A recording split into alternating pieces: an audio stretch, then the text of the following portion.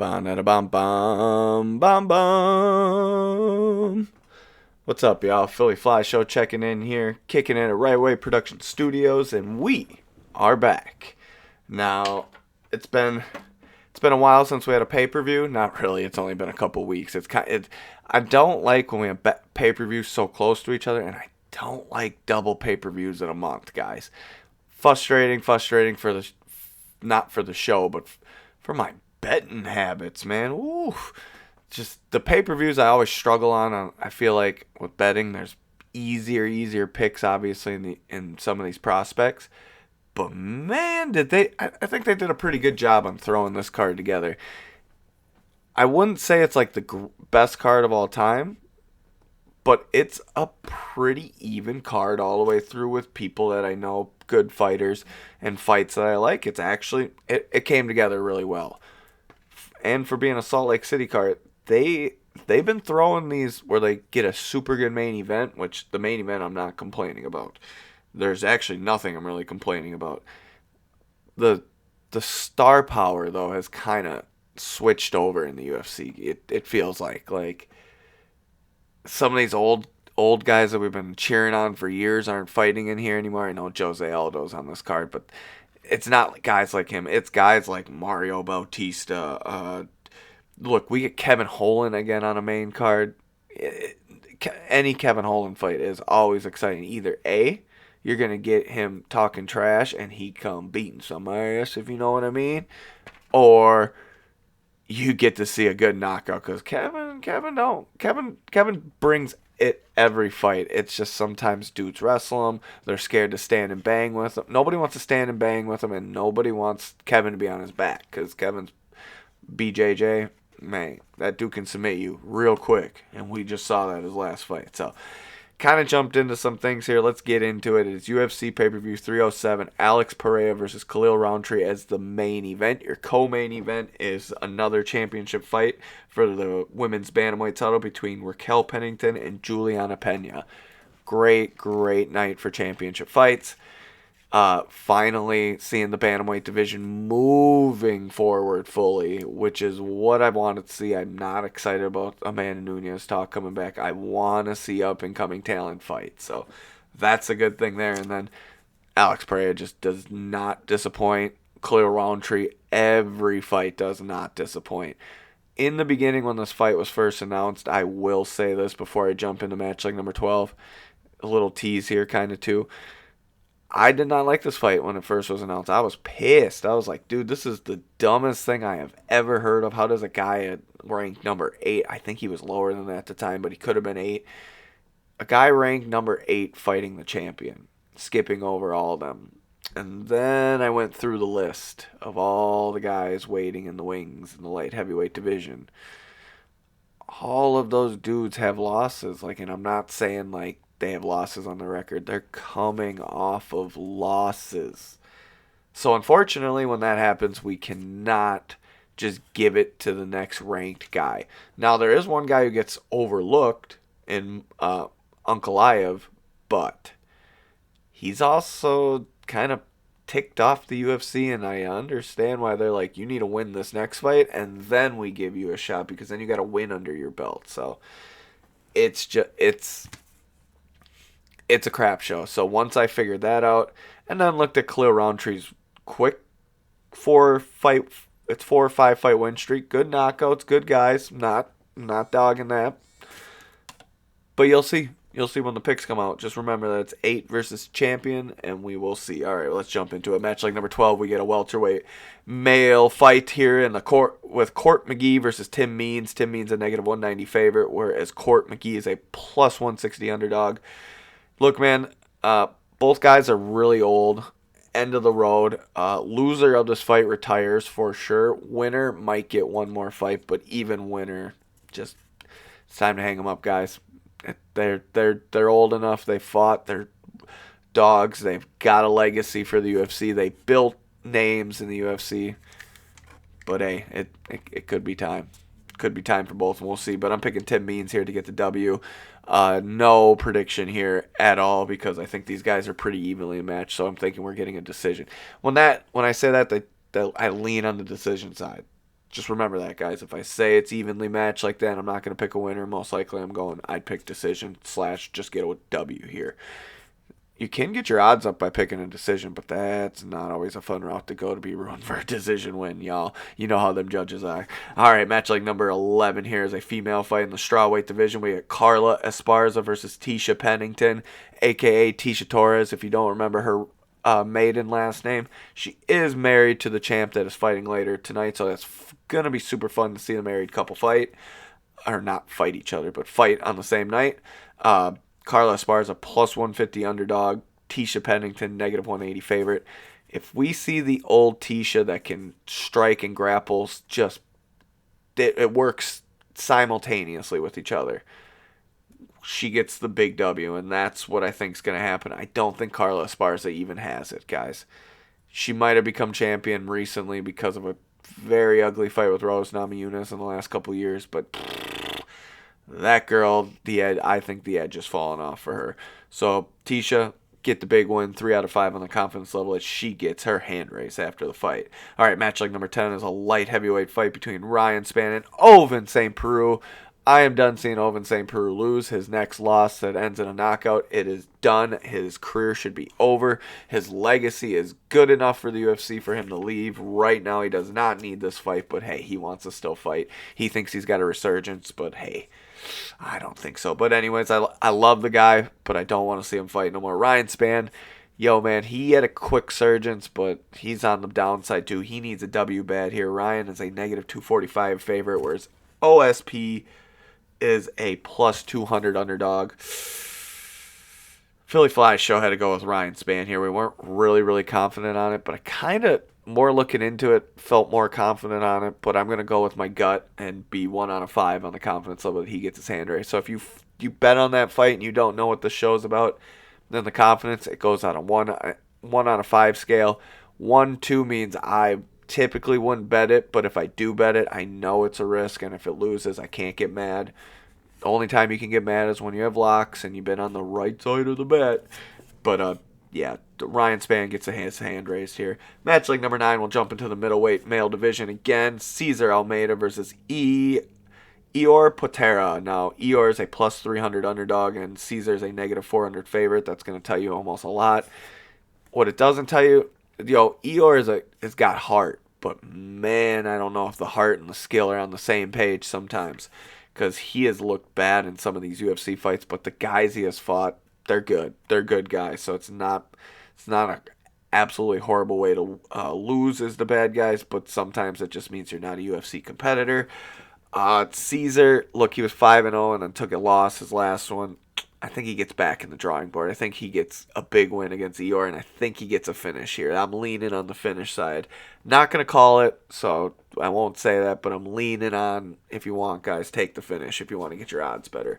3 out of 5 on the confidence level. Almeida gets his hand raised. All right, match like number 8 here. We go in the lightweight division, and it's Austin Hubbard coming back to the UFC finally versus Alexander Hernandez. Alexander Hernandez is the favorite at negative 160, whereas Austin Hubbard's a plus 135 underdog.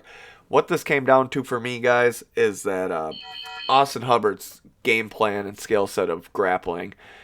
Look, Alexander's got some, but it's not to the level of Austin. I think Austin uses that to his advantage, wears down the good striking and the good up.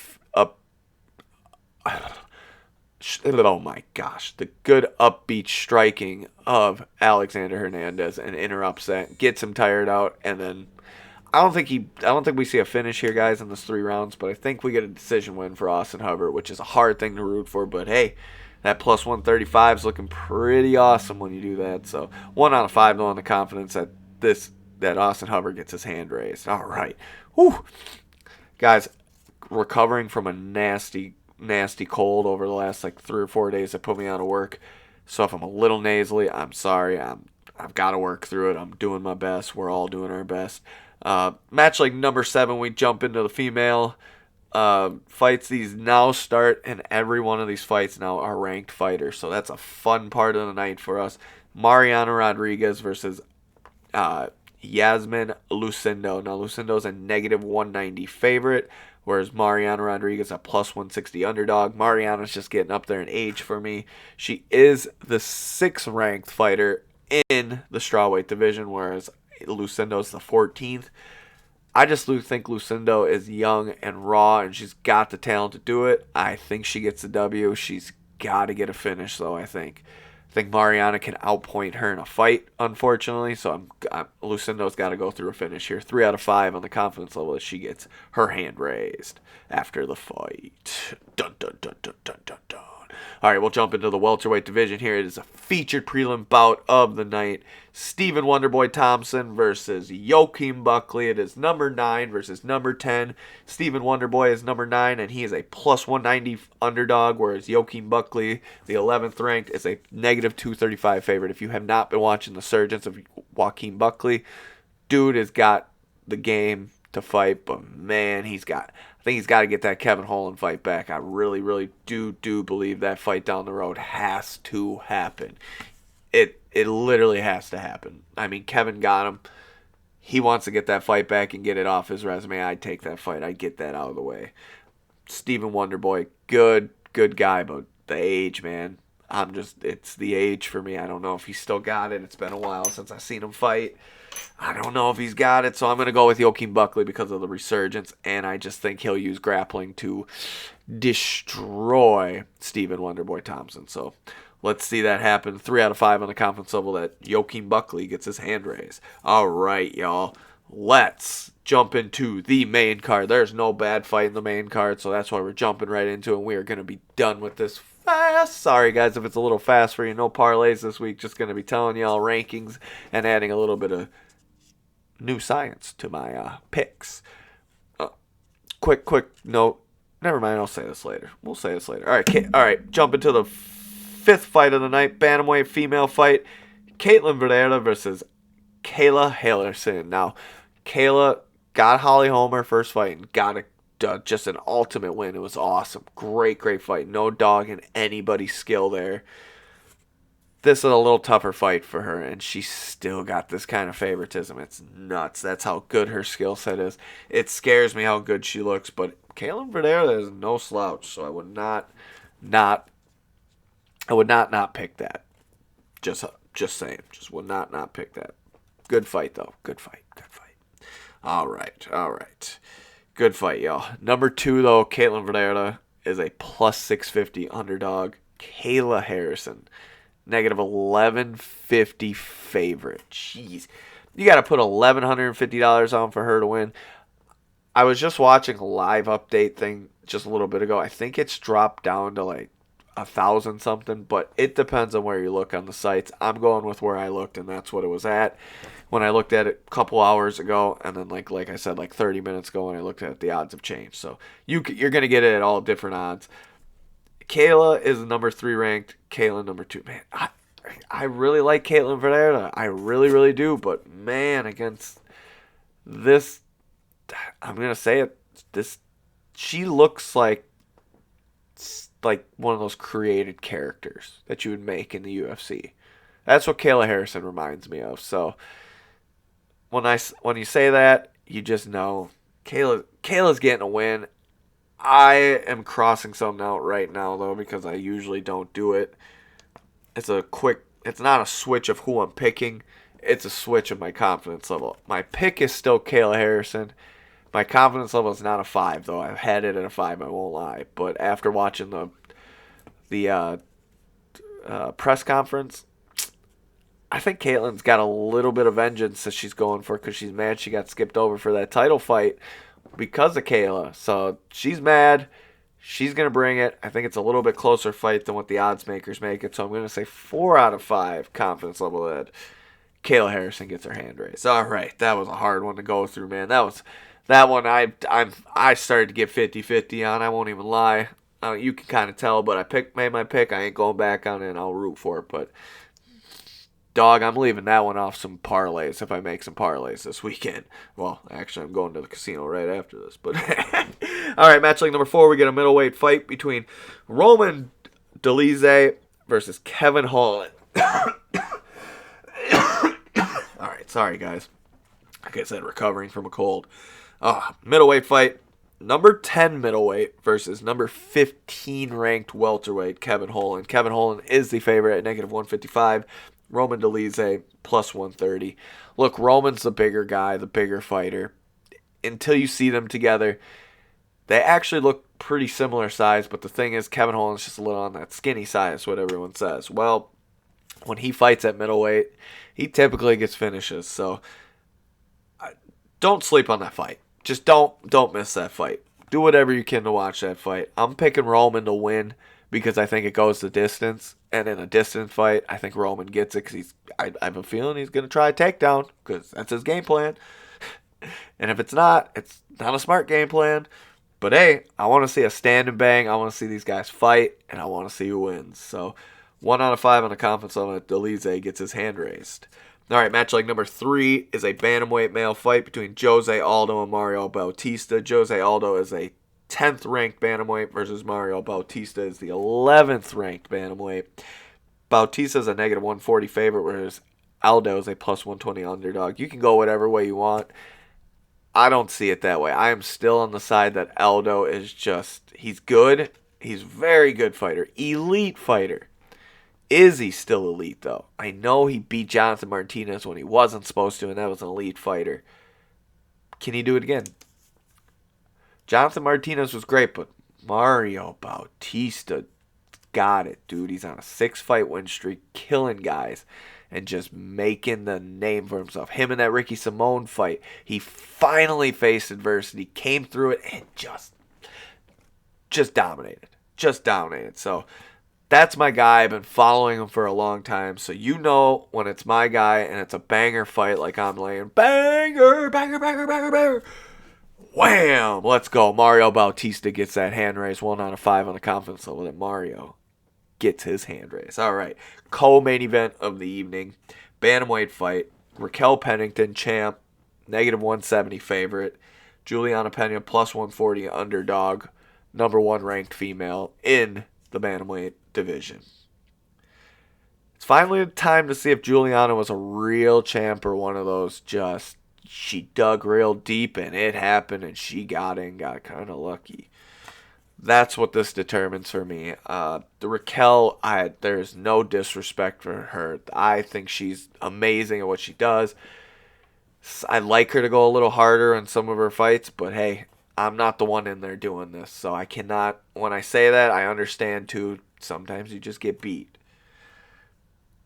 Juliana Pena, though, if I'm correct on her skill set and what she brings, she might get cracked once by Raquel, but she's going to be cracking twice. She's going to be going for that point fight, and she might even try that finish with a rear naked choke. But she's got to get through Raquel's power. Man, I almost flipped the coin, but I went with Juliana Pena. I went with my heart. Okay, guys, I didn't go with gut.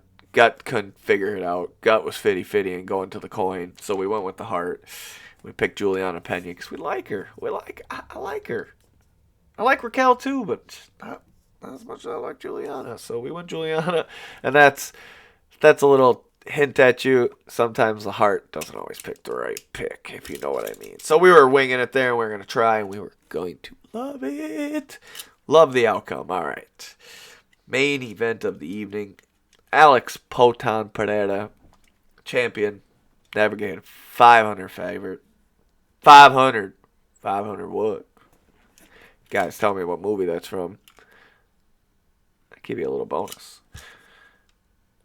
Light heavyweight champion Alex Pereira versus Khalil Rountree, 8th ranked in the world, plus 350 on Khalil Rountree. Look, you want to sprinkle a dab on Khalil Rountree and put him on some parlays, you can be my guest. I ain't doing it. The only thing I'm sprinkling him on is a finish, okay? Because getting the finish, you're going to get those odds up there over Alex Pereira. It should be a pretty good odds. It's a $5 to $10, for me, just a $5 to $10 side bet so I don't lose so much money if I put some parlays down. Because I'm picking Alex Pereira by finish. And I mean by finish. After I saw that press conference too, I felt a little more confident on it. But is Khalil Rountree playing that game with Potan? Because Potan goes off vibes and stuff. And if he went off that vibe, he might think this might be a little easy fight. But I'm hoping he doesn't. Look, Alex is a great champion. I want to see some more future Alex fights. This fight didn't intrigue me in the beginning, but like I said later, it intrigued me in the end. And we get Alex Pereira 3 out of 5 on the confidence level. He gets his hand raised. Like I said, y'all, no parlays for you. Sorry, but the Philyfli show did go 20 minutes, so we didn't go shorter than what I wanted. But Philyfli show is going to check out and shout out the Right Way Production Studios because I have to hit the road and skip traffic. So, peace out, y'all. Love the fans, and I'll keep doing this for y'all. Peace out.